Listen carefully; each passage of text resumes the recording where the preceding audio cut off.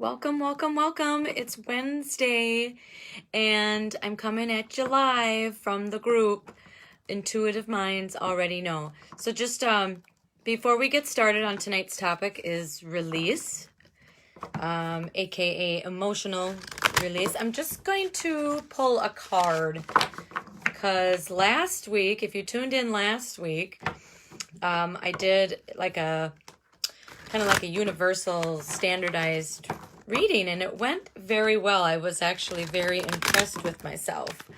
The theme was kind of the cards theme was hello Grace. Oh, you're gonna get a medal. You're always the one to be the first one on, but welcome, welcome, welcome. Feel free to ask questions tonight. This is a two-part series tonight on release.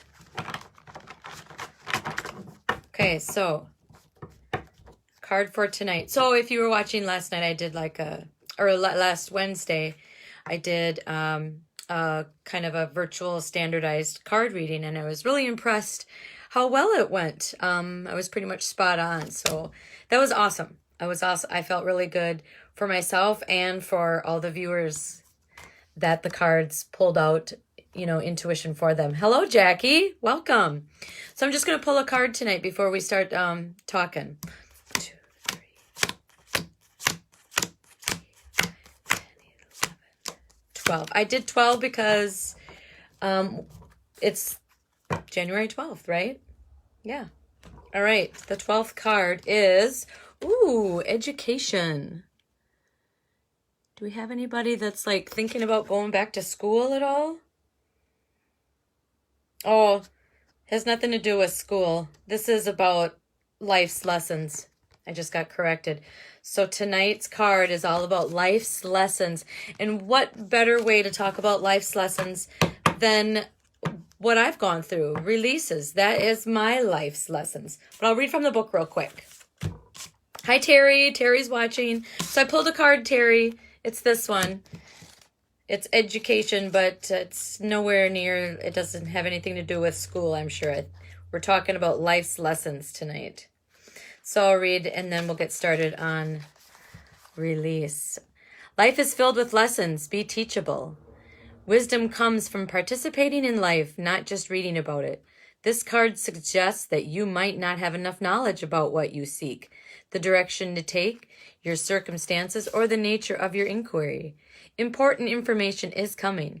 Now is the time to go to school. Ask a person who might know more than you do, or find a teacher or a course of study so that you can more clearly understand what the next right action must be. Sometimes life unexpectedly sends you to an unfamiliar school, and you must learn by experience. Now is the time to be teachable, open to changing your preconceived notions. Be a student and be willing to state the most powerful mantra of all: I don't know yet. Oh, that is a great, great, great, great, great intro to what we're going to talk about tonight. So we're talking about release, emotional release. Hello, Kelly. Welcome, welcome. So what I usually do in these is I read the definition. And the definition of emotional release is, here is one of what I found. So we use MER. MER is mental emotional release. We use MER to release and overcome stuck emotions that limit us, like anger, sadness, guilt, and hurt, both in the mind and the body. Since the two are intrinsically tied, the mental emotional release process allows your mind and body to reprogram itself on a cellular level by releasing this negative emotional baggage. So when we talk about releasing, for me, and I'll go into depth about some of the releases that I have experienced along my spiritual journey. Emotions are our protection. They prepare the body to take action, and they help your body to cope with things like fear and action. And I found something really interesting on here when I was just looking for definitions of release. So emotions serve as an adaptive role by prompting you to act quickly and take actions that will maximize your chances of survival and success. So basically like kind of fight or flight mode. And that's what we're going to talk about tonight. So I wrote down, you will not die from emotions. How to react to your emotions is huge. We'll just go right into my first release. So this is going to be very personal for some of you that don't know me. So having we went to a psychic and he said that we had the ability. So then we seeked out to a friend of ours that was, she practices more in Reiki, and she's more of like a counselor, but she uses the spiritual side of it as her modality. And she told me that I had like a daughter figure come forward. And how do I want to say this? So I guess there was a pregnancy that was terminated for me back in the day. And through my life, I had thought I had dealt with that appropriately, because it never burdened me. Okay. So I had thought I had dealt with it, but when she brought it up, she said that, and I wasn't aware of this, but she said that this daughter figure was really reaching out to her and she wanted permission to meet me. So for me, when I release or want to know something, I will meditate. So I meditated on it. And during the meditation, this daughter figure that had been reincarnated now in the present day, her soul had come forward and we actually had a conversation. So I'm in the meditation session that I had. It took me 30 seconds because I had an intent that I wanted to give her permission to come forward so that we could have a conversation. So during the meditation, it took like 30 seconds for her to come forward, and I'm sobbing and I'm telling her I'm sorry, and she's comforting me. And so as I'm sobbing, she actually kind of, how I described it, as she took me back to the emotions that I felt on that very day as a young adult when this situation happened. And it was weird because we forget, like, we know we're hurt and we know we're sad. We can remember, hello, Joel, welcome. We know we're hurt and we know we're sad, but to actually go back in time,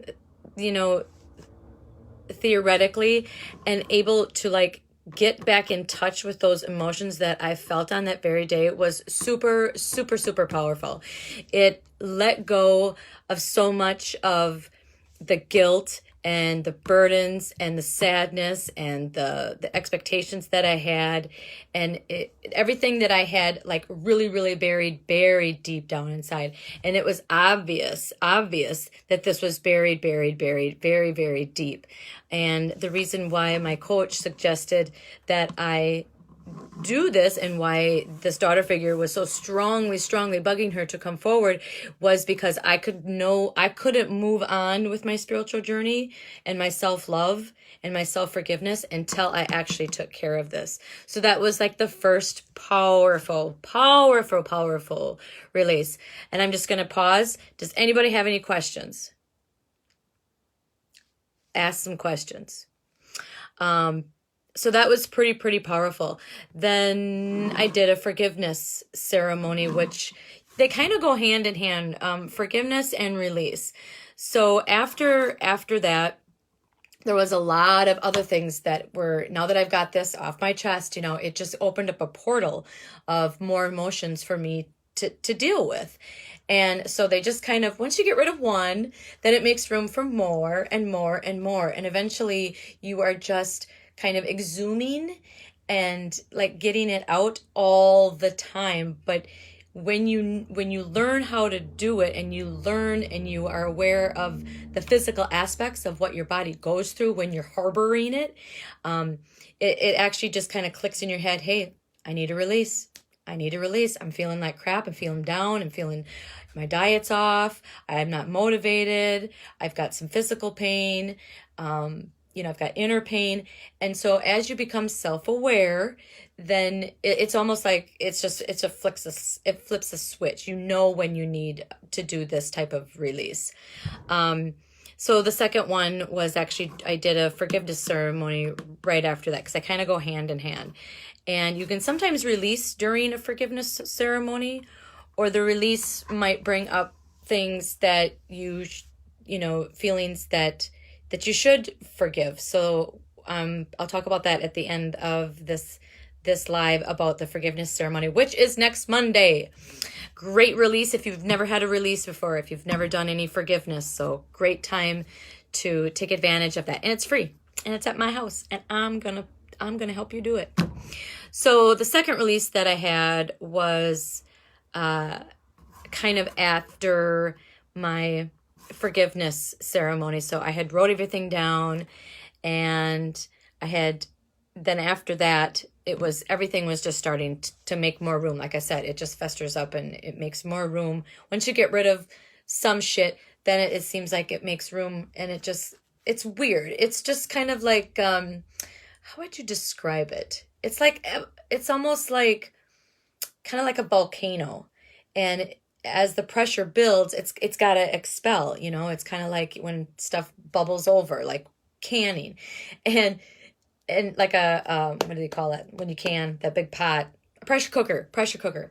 So once you start making room, it just wants to go to the top, and you have to get rid of it. And if you don't, there's physical effects on your body that you will start to notice. And a lot of people don't put the two and two together. They go to a doctor and they get drugs, and the doctors tell you, oh, take a pill, you'll feel better. But it's not.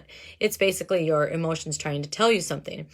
And that's why I said emotions are here to protect us, and they tell us things when we aren't quite self-aware. But it gets easy. It gets easier. Let's see, I made some notes.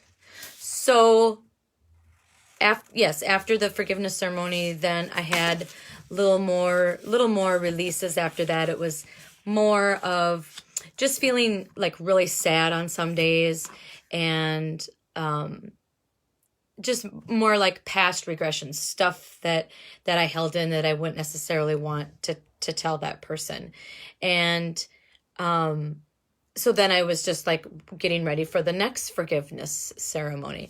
So then the second big release was on my trip to Tulum. And that was this November. And I had a lot of shadow work done that I had did prior to that before my coach. Now, if you don't know what shadow work is, how I would explain it is you basically kind of deal with your shit, and I deal with mine on myself, but I also work with a coach, and she does Reiki. And then we do like emotional healing together, and she gives me suggestions, and then I go home and I meditate on it, or I practice all these tools. So that's what I classify as shadow work. So I had a session with her before the Tulum trip, and she told me that I would have another release. And I was excited because one of the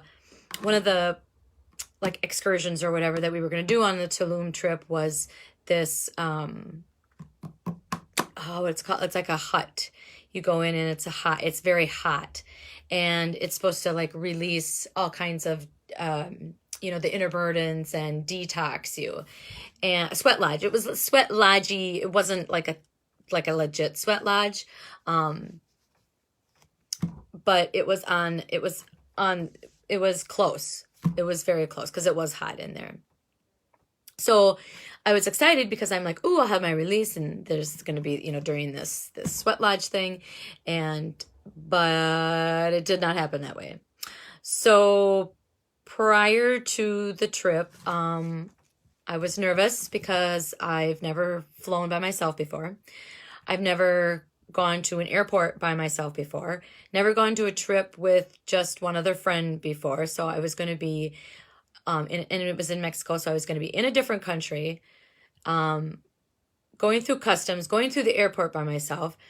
And why I was by myself is because my friend that was going, she had already booked hers prior. So I was so scared and leading with fear at this point that I had offered to buy her a new ticket if she couldn't cancel hers, because I wanted us to ride together. That's how scared I was to do this shit by myself. So I was apprehensive about that. Just being in a new country, being around different people. And so I had lots of expectations and apprehensiveness. So I get there and it's like, okay, the flight was fine, blah, blah, blah. I get there and I didn't have to sit alone because I had reached out to one of the other girls that was going. So that was cool. We actually met up at the airport. But just getting there was like, big, huge step out of my comfort zone. So we get to the airport. Oh, hello, Lizzie. Welcome. We get to the airport and we are waiting for our shuttle. I didn't know really what any of the girls look like. So here I am. I'm scared again. And I can't speak, I can't speak Spanish. So I'm scared. And I just like want to get to the resort. That's all I care about. Well, it was like a 2-hour ride to the resort. So we get there and of course our rooms aren't ready. And all I wanted to do was go to my room. I didn't eat much, didn't sleep much the night before. And I had a migraine. And I just wanted my bag and wanted to go to my room. Well, they had our bags because the shuttle took our bags. Our room wasn't ready and I had a headache. And I just wanted to change because I'm in, Wisconsin clothes. So you can imagine all this extra adrenaline is just adding to me. And I was getting really, really, really, really crabby. And I didn't think nothing of it. I just thought I'm crabby, I'm crabby. I need to go to my room. I need to change. I need to just kind of like, compress for a little bit, be alone. And so finally, I get to my room and I find my clothes and I'm just kind of feeling like still kind of off. And I was just like, okay, I can't get rid of this migraine. I don't have a lot of food to eat and we're not eating until 7:00 at night. This was like 5. My girlfriend that was traveling, she had a layover. So it was like 2 hours before I'd see her. So I was just feeling kind of off, still not dismissing it, or still dismissing it, but still not thinking anything of it. So we'll get there. So she shows up and I'm like, oh my God, thank God you're here, and I'm already homesick. And she takes one look at me and she's like, oh, how are we doing? And I basically kind of fell into her arms and I started crying uncontrollably. And she's like, what's wrong? And I'm like, oh, I miss Travis and I have a headache and I'm hot and I'm hungry and everything just like, I just cried like a little baby to her. So that was like kind of, I felt just like homesick. That's what I'll categorize it now. I felt kind of homesick. So then we kind of walked around and we went out and we sat in this little hut type thing and we're just kind of talking and stuff. And all of a sudden it was like, boom. I'm like sad and I'm getting like trembling and I still have like this major migraine going on and it was weird. So I've never had a panic attack. So Angela thought for sure this, you're having a panic attack. And I don't know why I would be panicking at that time because she's there, I'm ready to get going on my trip. And so I'm trembling, and I can't get my body to stop trembling because like I said, hello, Trisha.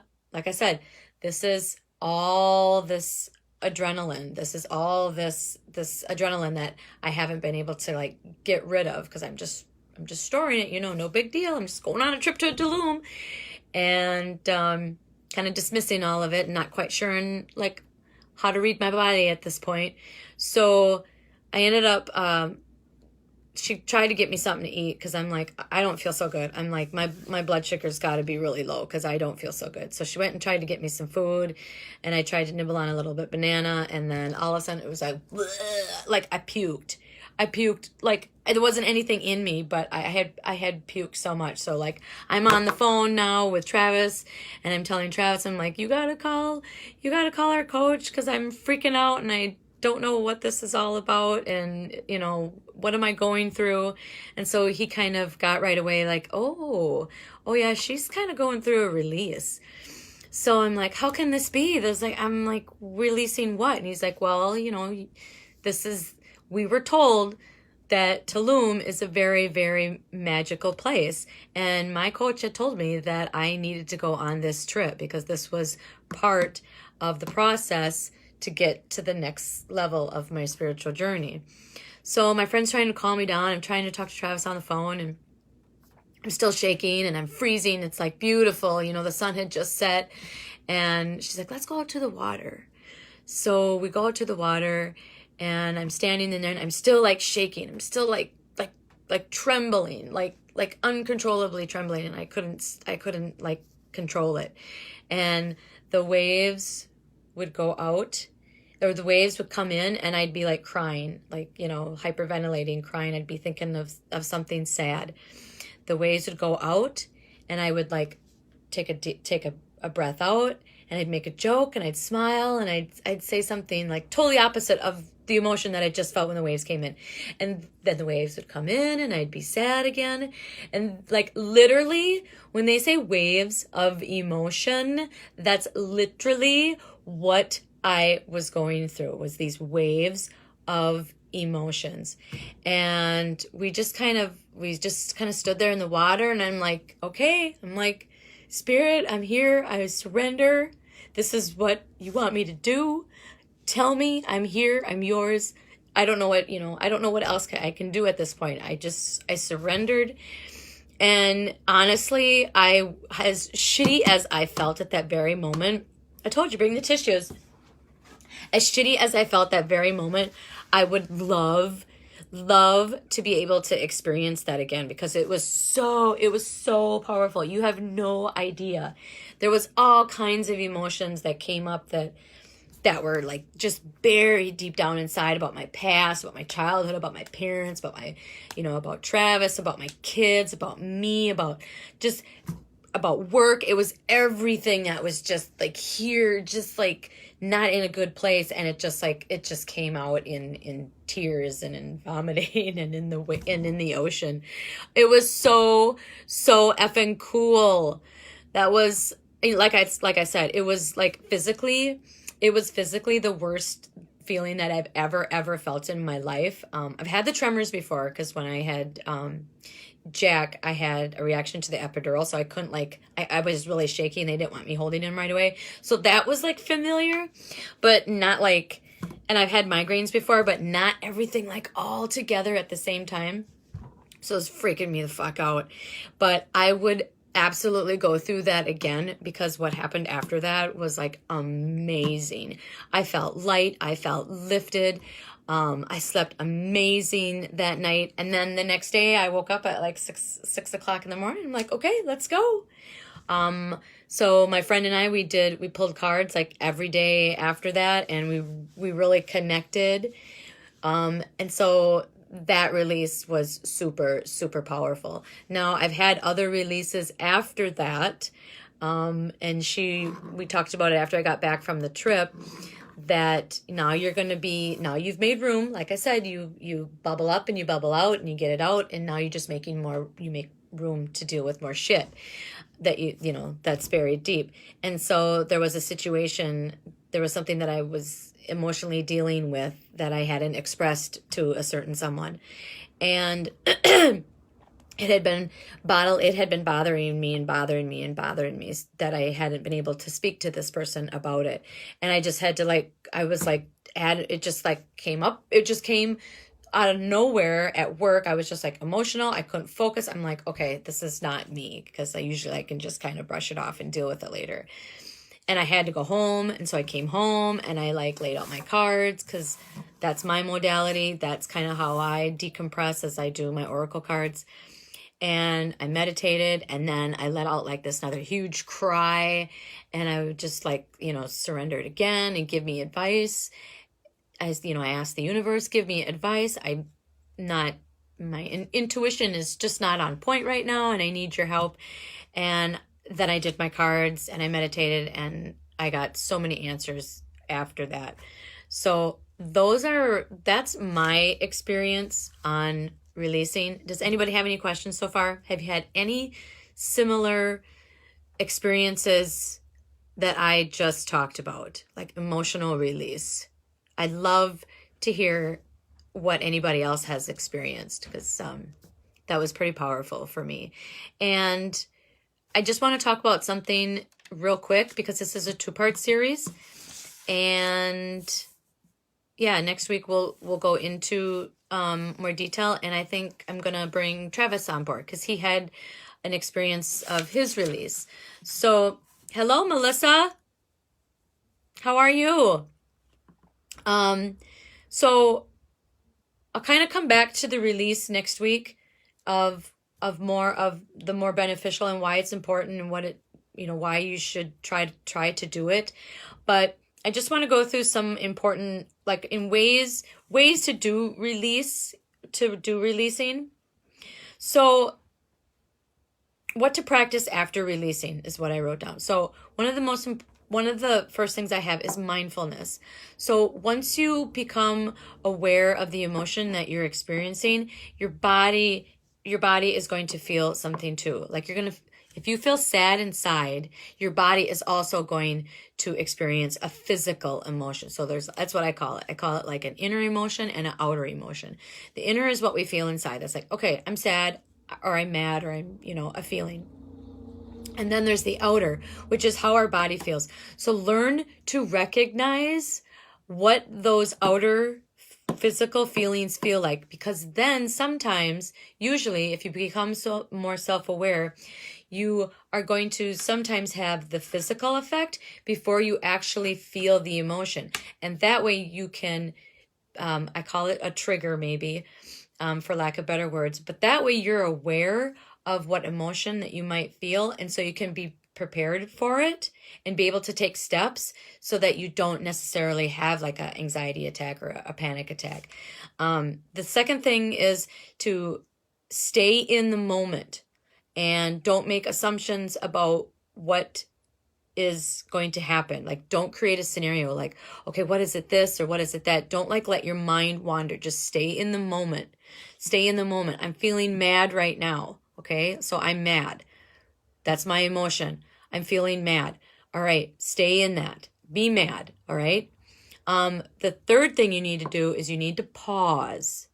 You need to pause and not like rash out irrationally or say something that you might regret or do something that you might regret and you might not want to, you shouldn't do. So pause, be still, and focus on your breath. You got to calm yourself down, because you're not going to be able to stay in the moment if you don't calm yourself down. So stay and noticing things that help that emotion pass.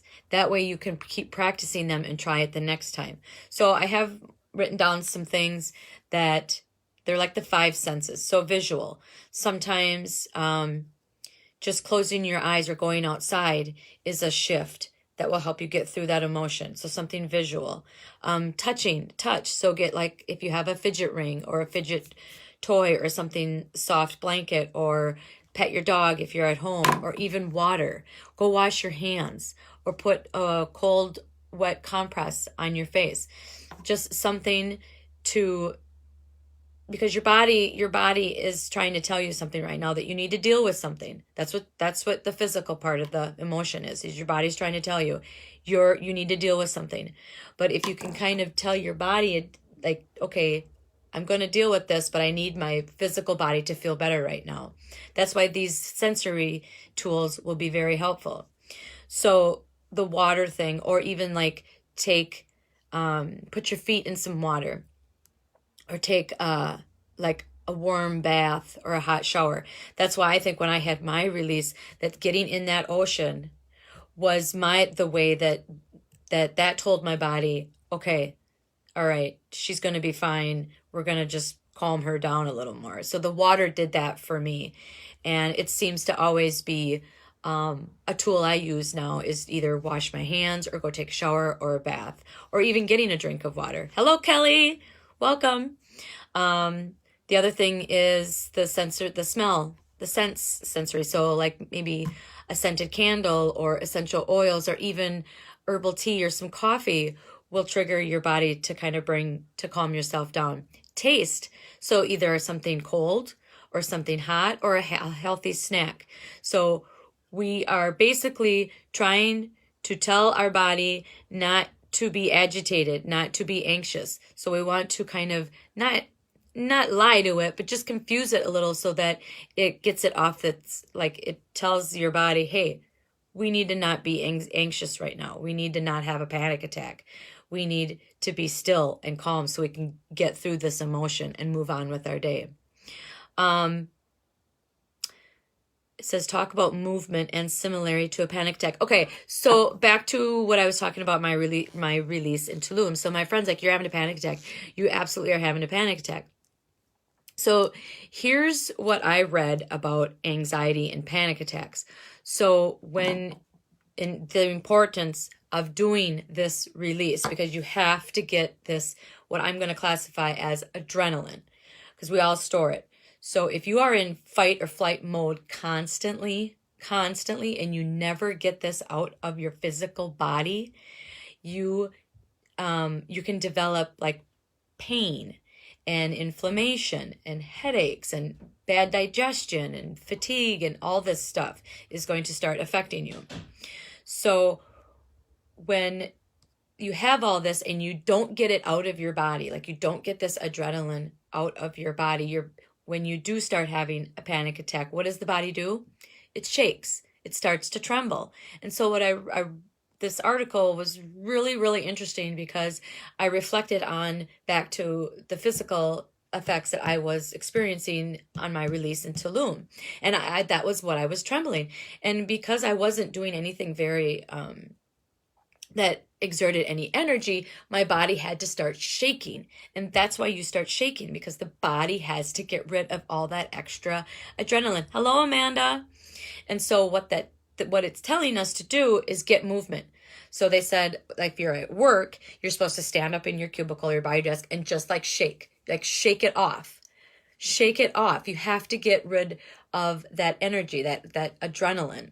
Or exercise if you can. Do a quick little exercise. Do, just some squatting or some jumping jacks. Just something to get that energy and that adrenaline out of your body, and you will start to feel better. Distraction is a good one.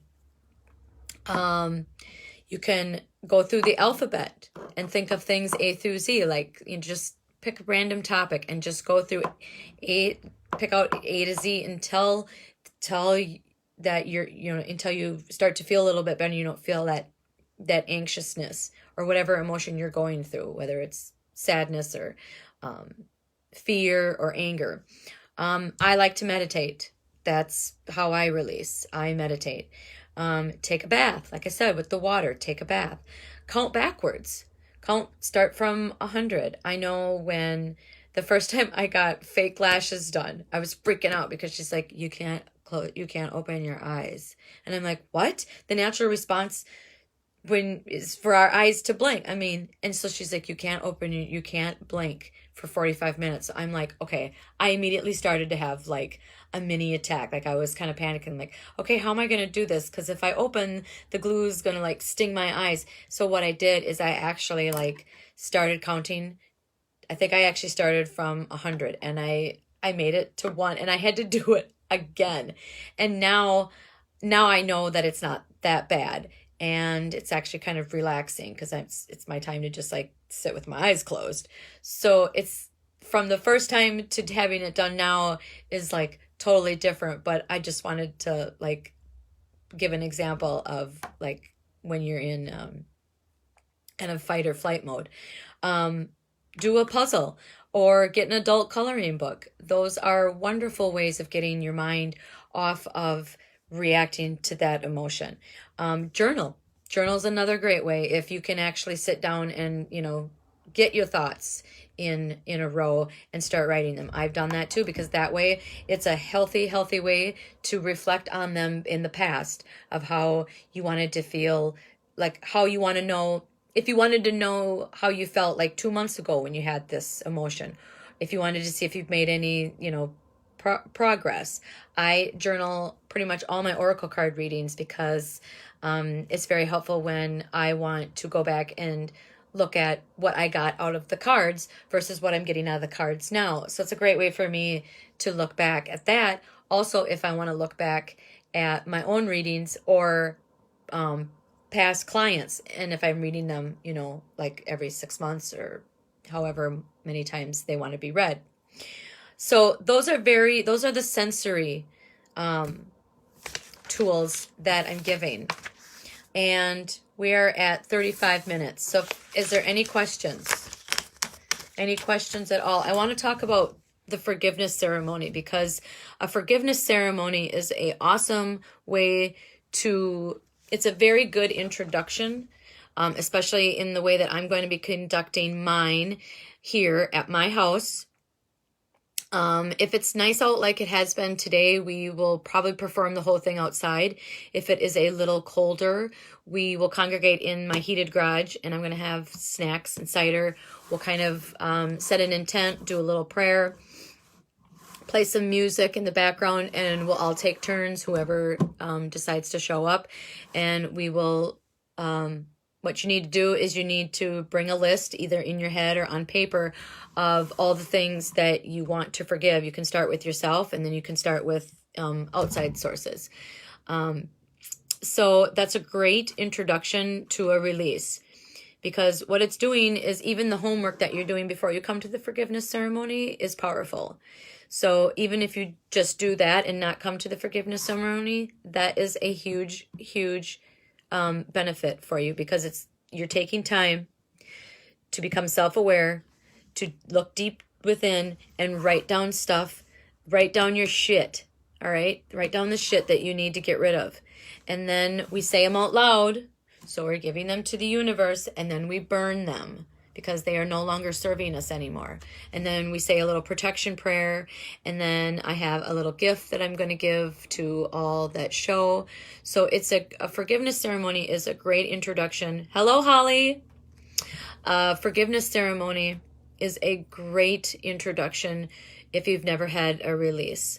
I have done 2 forgiveness ceremonies so far, and you can do them by yourself.